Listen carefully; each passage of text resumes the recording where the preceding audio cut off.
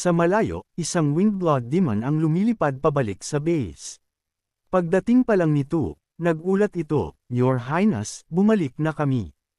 Ang isang demonyo sa kanyang likod ay kalmadong sumagot, "Ang trial game ng Red Peak Country na ito ay nakakainis. Masyadong mahina ang mga tao na ito." Sinabi ng mababang wing demon, "Masaya na ako na kaya kung saksakin ang mga tao hanggang mamatay." Hindi pinansin siya, isang demonyo ang tumalon mula sa kanyang likod upang imbestigahan. Gulat na tiningnan ng Green Demon ang mga guho sa lungsod. Anong nangyayari dito? Sa wakas ay nagpakita ang Big Boss of the Demons, ang Nine-Headed Demon Lord. Ang demonyo na nagdala kay Yipyang pabalik, na naglalaro pa rin ng hide and seek, ay nagbabala, malaking gulo. Ang Blood Buddha ay nahuli ng aming mga tao sa Moyuan, pinatay, at nakita ang Demon Lord ay pag-asa.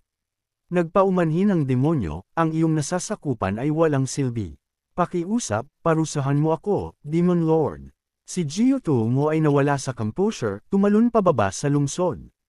Malakas siyang lumakad, napansin ng tao sa harap. Nasiyahan si Yipyang sa main character aura mag-isa. Pagbati, "Sa wakas ay bumalik ka na." Nagsimula siyang painitan ang kanyang mga kamay, naghahanda na makipag-ugnayan. "Maglaro tayo ng isang laro." Tinatawag itong Muyuan Survival Trial Game. Kung manalo ka, maaari kang magpatuloy sa pag-iral. Kung matalo ka, lahat ng demonyo ng Muyuan ay papatayin. Nagulantang ang mga demonyo sa panukala ng trial game. Si Nine-Headed Demon Lord, na walang alam gaya ng dati, ay nagbanta sa tao. Ang Demon Abyss ay hindi kailanman naging lugar kung saan pwede kang magwalang hiya. Hindi man lang siya sinulyapan ni Yipyang. Sinabi niya, "Ang monghe kanina, hindi man lang nakayanan ng isang daliri mula sa akin. Talaga bang iniisip niyo na kaya niyo akong labanan?" Si Nine-Headed Demon Lord, na matigas na tumanggi na sumuko, ay nagmalaki, "Isang hampas ko lang, kayang patayin ang Blood Buddha. Masyado kang mayabang. Akala mo ba dahil pinatay mo si Yan Gui at ang Blood Buddha, magagawa mo na ang lahat ng gusto mo sa Demon Abyss?" Tumango ang kanyang mga tauhan bilang pagsang-ayon, "Tama. Paano madudumihan ng mga tulad mo ang teritoryo ni Lord Demon Master?" Hindi inalintanan ni Yipyang ang kaunting pagtatalo, pinukaw niya sila, "Hindi madudumihan, ha?" Sa pamamagitan lamang ng kanyang dalawang mata, nagpakawala siya ng napakalaking kapangyarihan na bomb-utas sa mga city gates. Biglang nagliyab ang isang pagsabog sa mataas na kalangitan. Si Nine-Headed Demon Lord, takot na takot, ay sumigaw, "Kayo lahat." Takot din ang kanyang mga tauhan, Demon Master.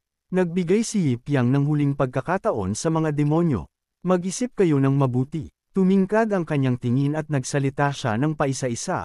"Marahil iniisip ng Master of the Demon Abyss na kaya niyang labanan ang aking mga atake, ngunit lahat ng demonyo ng Demon Abyss, hindi niyo sila mapoprotektahan.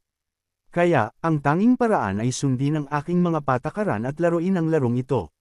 Medyo nabawasan ang loob ng Demon Master ngunit sinubukan pa rin niyang iligtas ang kanyang imahe. "Kung hindi ko siya papatayin bago siya kumilos, malamang na mamatay ang lahat ng nilalang sa Demon Abyss." May nakaisip ng ideya ang isang tauhan at nagmungkahi, "Your Excellency, umabot na sa puntong ito ang mga bagay. Para sa kapakanan ng Demon Abyss, pwede lang kaming pumayag na ipagpatuloy ang larong ito. Una, siguradong mananalo kami. Kapag umalis na siya sa Demon Abyss, hahanap kami ng pagkakataon para harapin siya. Sa panahong iyon, tiyak na pahihirapan namin siya sa pinakameserableng wakas." Dahil sa pampasigla, nag-aatubili na pumayag ang Demon Master, "Sige, lalaruin ko ang tinatawag na Judgment Game na ito kasama ka." Ngunit ang iba pang mga tauhan, na nakarinig ng desisyon, ay labis na kinakabahan. Casual na hinikayat sila ni Yipyang, "Medyo sumigla kayo. Sa ngayon, nagkakaroon kayo ng pagkakataong mabuhay." Sunod, si Little 8 ang mamumuno sa larong ito. Nang hindi nagmamadali, ginamit niya ang isang daliri upang mahuli ang intermediate level summoning spell, nagtawag ng 100 cm tall Rusiang Yu na may pattern si Garba. Lumitaw ang isang maliit na anghel na bumabati sa kanila, "Hello sa lahat. Ngayon, ako ang mag-host ng Judgment Game na ito sa ngalan ng aking master." Sabik na sinimula ni Little 8 ang laro. Gustong-gusto ni Little 8 ang mga kapana-panabik na laro na tulad nito. Lahat, makinig ng mabuti sa mga patakaran dahil may kaugnayan ito sa kung mabubuhay kayo o hindi. Ngayon, magsisimula ang laro. Lumutang si Little 8 sa kalangitan at sinabing, siguradong magugustuhan niyo ang larong ito. Napakasimple ng mga patakaran. Ang Demon Abyss at ang Master ay bawat isa ay may 51 konan sa mga labanan ng konan. Tumingin siya kay Demon Lord at casual na sinabi, nararamdaman niyo ba, mga taga-Demon Abyss, na dumating na ang inyong pagkakataon dahil sa espesyal na pagpapahinahon ng Master. Hanggat manalo ang Demon Abyss ng 2 sa 5 labanan, matagumpay ang challenge. Tumingin siya sa iba pang mga demonyo at inihayag ang isang karagdagang bonus, maaari kayong makatanggap ng isang espesyal na pardon mula sa Master. Pagkatapos ay lumingon siya kay Yipyang at nagsimulang umakto muli na parang cute. Napakamaaway ni Master. Gustong-gusto ito ni Little 8, at gusto niyo rin ito. Nakita ng mga demonyo na labis silang nakakairita. Sa puntong ito, nagpitik ng daliri si Yipyang. Nakuha ni Little 8 ang pahiwatig at sinabing, kung gayon, simulan natin ang unang laban. Isang paalala lang, kung manalo ang Demon Abyss ng 2 laban sa kalagitnaan ng laro, maaari kayong lahat na magpatuloy sa pagkabuhay. Basta patuloy lang kayong lumaban. Masayang-masaya rin siyang nagsabi, kung matalo ang Demon Abyss ng 4 na laban ng sunod-sunod, masisira ang Demon Abyss. Pwede na ngayong ilabas ng Demon Abyss ang kanilang unang manlalaro. Sumigaw ang isang halimaw ng galit, hayaan niyo akong mauna. Ngunit pinigilan siya ng Demon Lord, hindi na kailangan. Pagkatapos ay itinuro niya ang taong gusto niyang lumaban, si Gusion. Humakbang si Gusion sa harap. Hawak niya ang isang malaking, nakakatuwang malaking talam, na nagpasigaw kay Little 8 sa gulat. Ito ang maalamat na number 1 blade of the Demon World, sikat sa talam nito. Pagkatapos ay lumitaw ang isang imahe ni Gusion na may caption, narinig ko na minsan ay ginamit mo ang iyong sariling lakas upang sirain ang lahat ng Sword Saints ng mundo ng tao. Talaga namang nagbibigay ito ng pag-asa sa iyong pagganap. Tanong ni Gusion, ang kalaban ko ay... Itinaas ni Yipyang ang kanyang kamay na may pitik. Lumitaw ang isang espada na napapalibutan ng isang bugzo ng kapangyarihan. Beginner level Heroic Spirit Summoning Spell, Holy Relic Activation Level 100M. Ikaniling ni Mokon ang kanyang ulo na nalilito, ano ito? Ipinaliwanag ni Mokon, iyan ang sandata ni Rinma nang siya ay mamatay. Hindi ba ito nawala? Paano ito napunta sa mga kamay ng tao na ito? Lumitaw si Rinma, puno ng paggalang.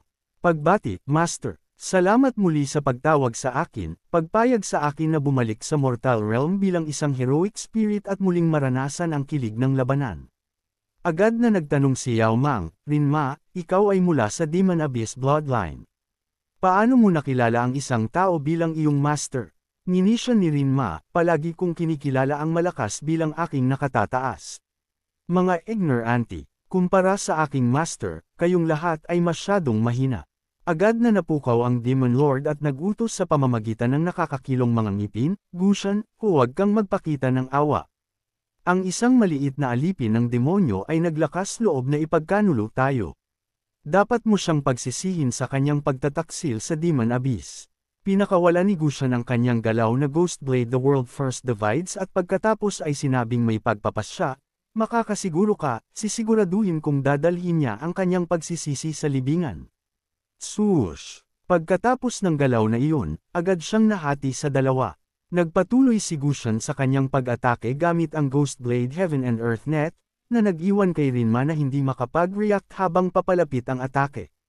Gayunpaman, mabilis na umiwas si Rinma at muling lumitaw sa likod niya. Dito mismo. Pagkatapos ay sinaktan niya ang kanyang talam pababa at mabilis na naghiwalay ang 2. Pinuri ni Gusion, mas malakas ka kaysa sa akala ko. Hindi itinago ni Rinma ang kanyang pagmamalaki, sumagot, Du. Pinagbuti ako ng master ko. Ngunit Gusion, palagi kang mayabang, mas mabagal kaysa sa inaasahan ko. Itinanam niya ang kanyang talam upang pigilan mula sa likuran si Gusion na lumipad muli, kaiyahiya. Mamatay ka. Ang 4 na lumilipad na talam ay lumipad na parang boomerangs pabalik patungo sa tinatawag na Infinite Ghost Blade. Pinanood ni Yao Mang ang labanan ng may pagkasabik, Infinite Ghost Blade. Patay ka na, ikaw maliit na bi, salungguhit. Gayunpaman, hindi laging tulad ng panaginip ang buhay. Matagumpay na nakatakas si Rin Maria. Lumipad siya pataas ng napakabilis, lumitaw sa harap ni Gusion habang nagbibiro. Pagkatapos ay ginamit niya ang Yip-style Phantom Shadows. Oops! Tinamaan si Gusion ng sarili niyang teknik, dumudugo sa likod nila. Pinag-usapan ng mga demonyo, unang beses na nakita si Gusion na nasaktan ng sarili niyang talem. Idinagdag ni Mo Con, hindi ko inaasahan na ganoon kabilis ang kanyang bilis pagkatapos ng kanyang transformation. Lumilipad sa hangin, naging mapagbigay si Rin Maria. Bibigyan kita ng 3 segundo pa. Gusto kong tapusin ang laban na ito. Pinunasan ang dugo mula sa kanyang mukha, galit na dinura ni Gusion, ikaw hamak na alipin ng demonyo. Paano ka naglakas loob na magsalita sa akin ng ganoon? Pagkatapos ay inilabas niya ang Super Infinite Ghost Blade. Buong pagmamalaki siyang sumigaw, wasakin. Sumigaw si Gusion at pagkatapos ay nagpalabas ng kanyang ultimate move, Heaven and Earth Asunder. Nakita ito, alam ni Mo Con na tiyak ang tagumpay. Heaven and Earth Asunder, patay na si Rinma. Ngunit salungat sa kanilang inaasahan, masayang tumawa si Rinma at sumigaw, masyadong mabagal. Tinaas niya ang kanyang talam, nag-iipon ng kapangyarihan upang ilabas ang kanyang finishing move, Double Weight/Enhanced Addition. Mabilis na mapapanood lamang ni Gusion ng dismayado. Ang buo niyang katawan ay nahiwa sa dalawa ng talam ni Rin, naputol sa kalahati bago pa man siya makahikab. Tiningnan ng Demon Lord ang sitwasyon at sumigaw sa gulat, Gusion. Mabilis na nagpadala ng babala si Mo Con, Your Highness, manatiling kalmado. Kung kumilos ka ngayon, bagaman maaari kang manalo, ang buong Demon Abyss ay masisira niya. Marahang lumapag si Rinma pagkatapos ng labanan, nakaupo sa Golden Snake Chair. Pinuri siya ni Yip, na agad na nagpasaya sa kanya. Ang pagpapabuti ng Master ay talagang kahanga-hanga. Pagkatapos ay lumitaw si Little 8 sa anyo ng isang matamis na lolly, nag-aanunsyo, unang round, nanalo si Rin. Limitless Sect at Demon Abyss, 1-0. Gusion, mukha kang napaka-cute. Next game. Galit na sinabi ni Mo Con, ang traidor na ito ng Demon Abyss. Sumama rin si Yao Mang sa pagmumura, lumingon si Rinma sa kanila at muling sinabi, kinikilala ko lang ang malakas. Ang mahina ay dapat manahimik. Sinabi ng Demon Lord nang nagngingit-ngit, Rinma ay isang malupit na mamamatay tao ngunit kontrolado siya ng isang mortal. Ngumisi rin si Mo Con at pinayuhan, Your Highness, wala nang ibang paraan. Si Rinma mismo ay may nakakatakot na bilis. Pagkatapos ng pagpapabuti na ito, ang kanyang bilis ay tumaas ng 30-fold. Ipinaliwanag din niya ito ng detalyado, pagpapahintulot sa kanya na labanan si Liu. Ang tao na ito ay hindi mahulaan. Kung hindi mo siya kayang patayin sa isang hampas, pakiusap, tiisin mo ito, Your Highness. Nagmura ang Demon Lord ng bastard at umupo sa kanyang trono ng may marangal na hangin. Sinabi ni Yip Yang, masipag, Rin, pwede ka nang bumalik. Bago maglaho, lumingon si Rinma at sumigaw, ang laban na ito ay kahanga-hanga. Magpapatuloy ako sa pag-eensayo ayon sa mga tagubili ng Master.